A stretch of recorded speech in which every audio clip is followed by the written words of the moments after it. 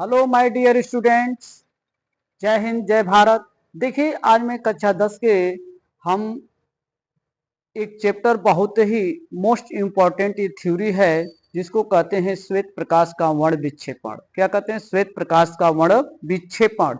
देखिए श्वेत प्रकाश के वर्ण विक्षेपण से आपको क्वेश्चन बहुत पूछे जाते हैं, छोटे छोटे क्वेश्चन जैसे बहुविकल्पी में पूछे जाते हैं कक्षा 10 के। इसमें दिया गया है कि प्रिज्म द्वारा श्वेत प्रकाश का वर्ण विक्षेपण, प्रिज्म द्वारा श्वेत प्रकाश का वर्ण विक्षेपण। जैसे एक आपके पास प्रिज्म है, एक प्रिज्म पर हम श्वेत प्रकाश की किरण को हम अपवर्तित करेंगे। जब उस श्वेत प्रकाश का हम अपवर्तित करते हैं तो उसमें से आपके विभिन्न रंगों का निर्माण होने लगता है। जैसे ही हमारी प्रकाश की किरण प्रिज्म के अंदर जो है प्रवेश करती है तो वह अपने अलग अलग रंगों में विभाजित हो जाती है और उसमें से आपको 7 रंगों का निर्माण होता है। जिसमें से वो 7 रंगों का निर्माण जो है, अब वह आपको कैसे दिखाई देगा? तो एक जो है एक व्हाइट कलर यानी कि सफेद कलर का एक पर्दा लगाते हैं। पर्दा पर प्रकाश की किरण क्या होती है, अब उस पर पड़ती है और पढ़ने के बाद उसमें से आपको 7 रंगों का विभाजन आपको रंग दिखाई देता है। जैसे इसमें कहा गया है कि प्रिज्म द्वारा श्वेत प्रकाश का वर्ण विक्षेपण, तो इसमें है कि सूर्य का प्रकाश अनेक रंगों से मिलकर बना होता है।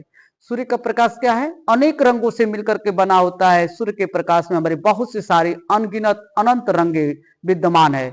उसी रंगों को जब हम एक आधार मान करके यानी कि प्रिज्म को लेकर के हम विक्षेपण कराते हैं तो सूर्य के प्रकाश में संकीर्ण प्रकाश पुंज को श्वेत प्रकाश कहते हैं। क्या कहते हैं? श्वेत प्रकाश कहते हैं। जैसे आपसे पूछा जाएगा श्वेत प्रकाश क्या होता है, सीधे कहिएगा सूर्य के प्रकाश जो है अनेक रंगों से मिलकर बना होता है और सूर्य के प्रकाश के संकीर्ण पुंज को ही हम श्वेत प्रकाश कहते हैं। जब हम एक प्रिज्म से, मान लीजिए ये प्रिज्म बना हुआ है, सीधा ये प्रिज्म बना हुआ है, इस प्रिज्म में से हम श्वेत प्रकाश को हम निकाल ये गुजारते हैं तो इसमें से भी श्वेत प्रकाश बाहर की तरफ आती है। लेकिन अब यहाँ पर से आपके एक अलग अलग ये विभाजित होती हैं और इसमें से जहां बनती है ये उसी को कहा जाता है विचलन कोण। इसमें विचलन कोण भी बनता है, ठीक है, इसमें विचलन कोण भी बनता है। तो इसी के आधार पर कहा जाता है कि वर्ण विक्षेपण क्या होता है। हम वर्ण विक्षेपण की बात करेंगे। प्रिज्म के भीतर से गुजरने पर श्वेत प्रकाश अपने अवयवी रंगों को विभाजित होने लगते हैं, उसी को ही कहते हैं वर्ण विक्षेपण।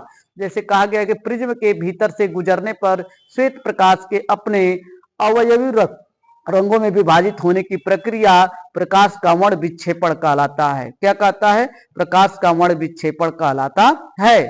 अब देखिए ये हमारा एक प्रिज्म बना हुआ है। क्या है? यह हमारा एक प्रिज्म बना हुआ है। ये हमने ए बी और सी और जो ये बनता है इसको हम प्रिज्म का कोण बोलते हैं। क्या बोलते हैं? प्रिज्म का कोण, जिसको हम ए से प्रदर्शित करते हैं।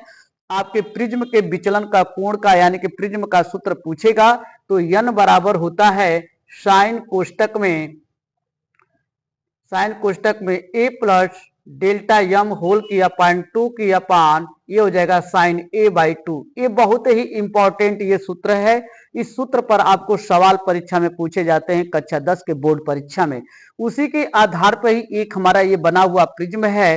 प्रिज्म से एक हम ये श्वेत प्रकाश को गुजार रहे हैं। कौन सा? ये श्वेत प्रकाश है। ये श्वेत प्रकाश इधर से जा रहा है। जैसे ही प्रकाश श्वेत जो है अपवर्तित होता है तो यह 7 रंगों में विभाजित होता है।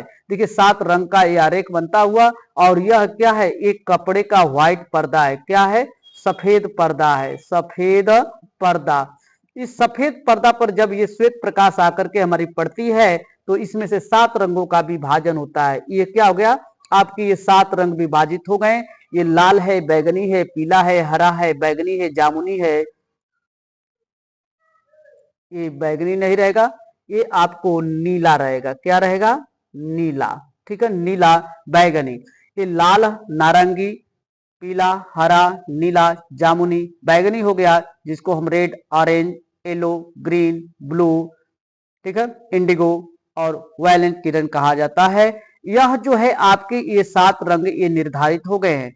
जैसे आपको देखते हैं कि बारिशों के मौसम में आपको दिखाई देते हैं क्या? रेनबो, इंद्रधनुष दिखाई देते हैं।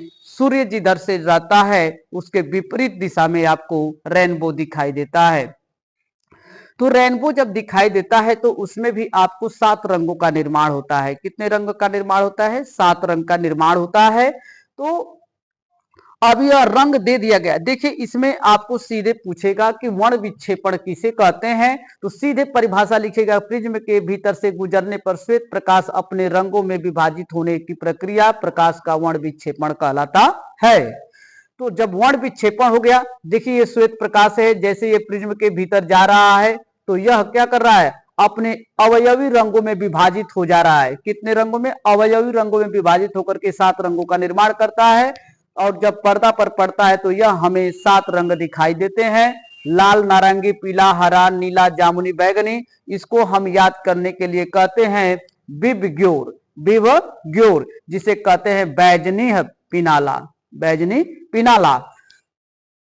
तो अब यह जो है आपको ये बना। अब इसी में बात आ जाती है कि स्पेक्ट्रम किसे कहते हैं। स्पेक्ट्रम की बात आ जाती है कि स्पेक्ट्रम किसे कहा जाता है। जो रंगों का समूह होता है उसी को ही क्या कहते हैं? स्पेक्ट्रम कहते हैं। जो रंगों के समूह को ही क्या कहते हैं?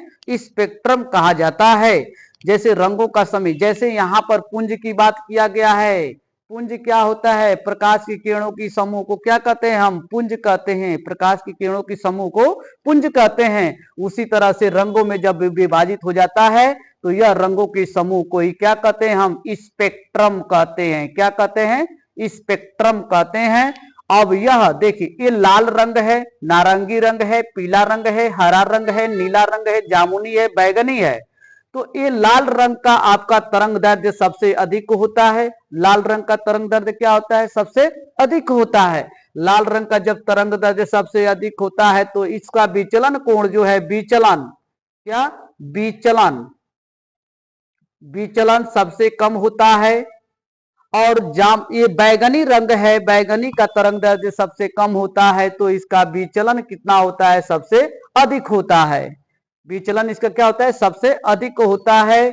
अब इसका पूछा जाता है कि इसका जो लाल रंग है जिसका तरंग दैर्ध्य अधिक है तो उसका अपवर्तनांक क्या होता है? तो इसका अपवर्तनांक न्यूनतम होता है और बैगनी का अपवर्तनांक अधिकतम होता है।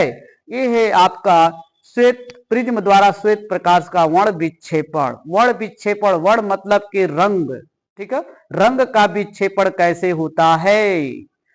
ये हो गया आपके 7 रंग हो गए।